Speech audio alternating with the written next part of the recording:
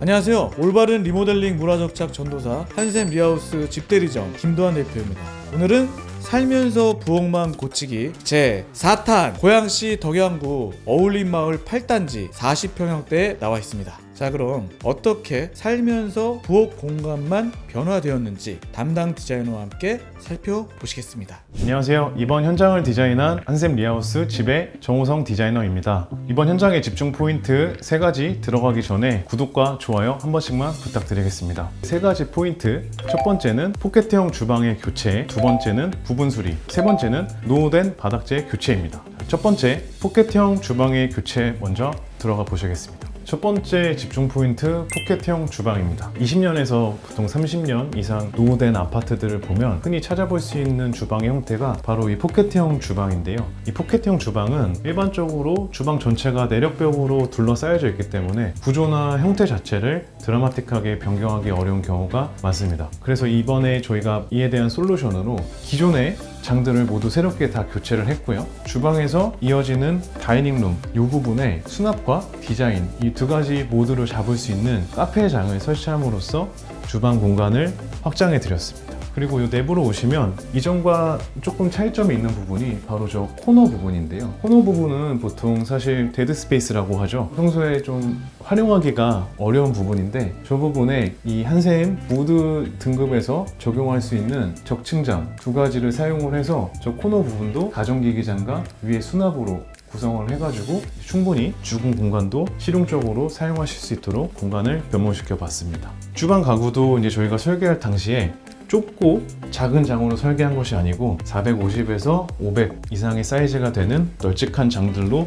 이렇게 설계를 해서 수납 공간을 최대한 극대화할 수 있도록 노력을 했고요. 그리고 이 주방에는 제가 앞전 영상에서도 소개를 시켜드렸던 한샘의 스타일컷 조명이 시공이 되어 있습니다. 일반적으로 벽장 하부에 간접등을 설치를 하실 때는 노출 형태의 LED 등을 다시는 것이 일반적인 시공 방법인데 저희 한샘 스타일컷 조명은 벽장 하부와 동일한 선상의 매립 형태로 시공이 됩니다. 평소에 조명을 사용하지 않으실 때는 감쪽같이 숨어 있다가 이렇게 조명을 켜면 이렇게 예쁜 빛이 상판을 은은하게 비추는 형태를 띠게 됩니다.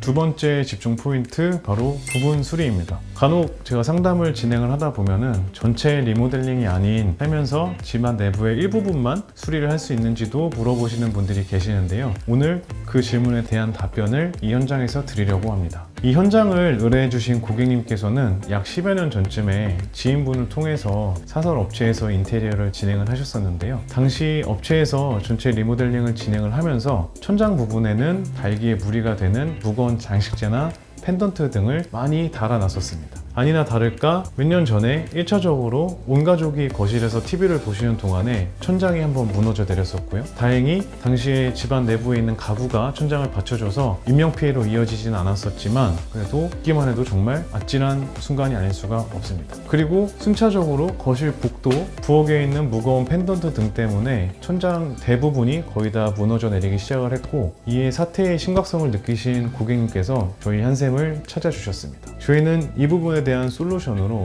일단 무너져 내린 천장 부분을 전부 다 철거를 했고요. 그리고 천장에 대한 기초 공사부터 시작을 해서 천장에 대한 보강 작업, 수평을 잡는 작업까지 천장 부분에 대한 공사를 철저하게 진행을 했습니다. 이에 따라서 손상이 됐었던 천장지 그리고 벽지 또한 한샘 벽지로 모두 새롭게 시공을 도와드렸고요. 한샘에서 운영하는 3인치 다운라이트를 적용함으로써 천장에 당연히 무리가 가지 않게 하고 그리고 새롭게 시공된 주방 가구들과도 잘 어우러지도록 조명 계획을 세웠습니다. 세 번째 집중 포인트, 바로 노후된 바닥의 교체입니다. 기존의 이 바닥재 같은 경우는 건설사에서 분양 당시에 시공을 해놓았던 무늬목 마루로 시공이 되어 있었는데요. 무늬목 마루 같은 경우는 시간의 지남에 따라서 습에 의해서 변형이 되거나 손상이 많이 됩니다. 그래서 이 현장도 마찬가지로 습이 가장 많은 분배기 쪽 부엌 바닥이 많이 손상이 돼 있었고요. 이번에 이 부엌 공간 교체를 하면서 이 바닥재 또한 기존과 같은 무늬목으로 교체를 하실지 아니면 새로운 소재로 교체를 하실지 고민을 하시다가 바로 지금 보시는 것과 같은 고급스러운 600각의 아이보리색 포세린 타일로 교체 시공을 도와드렸습니다. 그런데 여기에 바로 디테일이 숨어 있습니다.